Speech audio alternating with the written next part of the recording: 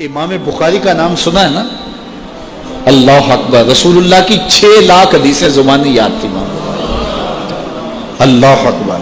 اور آج امام بخاری کی کتاب صحیح بخاری، اصح الکتب بعد کتاب اللہ، کتاب اللہ کے بعد سب سے صحیح کتاب بخاری شریف، آج دنیا اسے چومتی ہے. ختم بخاری ہوتا ہے، یہ امام بخاری کی جمع کرتا ہے. امام بخاری سفر پہ جا رہے تھے اور امیر آدمی تھے. 6 لاکھ اشرفیاں اس زمانے میں آپ کے پاس تھے. یہ چھوٹا سا مایا نہیں تھا، کشتی کا سفر تھا.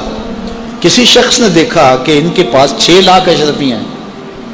اس نے سوچا عالمانہ وضع قطع ہے، پگڑی ہے، جبہ ہے، تو یہ اتنی اشرفیاں تو کسی تاجر کے پاس ہونی چاہیے. تو یہ ایک عالم کے پاس اتنی اشرفیاں ہیں.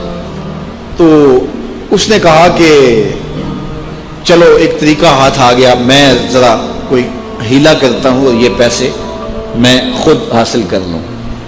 تو اس نے شور مچا دیا کہ میری 6 لاکھ اشرفیاں چوری ہو گئی، کہ جب سب تلاشی لی جائے گی تو ان سے نکلیں گی تو لوگ کہیں گے تو ایک مولوی شخص ہے اور تیرے پاس اتنے پیسے کہاں سے آئے، تو اشرفیاں مجھے مل جائیں گی.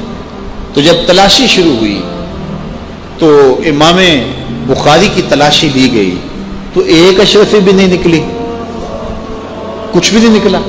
سارا سامان ٹٹولا گیا، کچھ نہیں نکلا. خیر چلو، لوگوں نے اس کو کہا تو جھوٹا ہے، تو نے خام خواہ جو ہے وہ ایک مکر کیا ہے. وہ بھی بڑا پریشان تھا کہ اشرفیاں میں نے ان کے پاس دیکھی ہیں، گئی کدھر.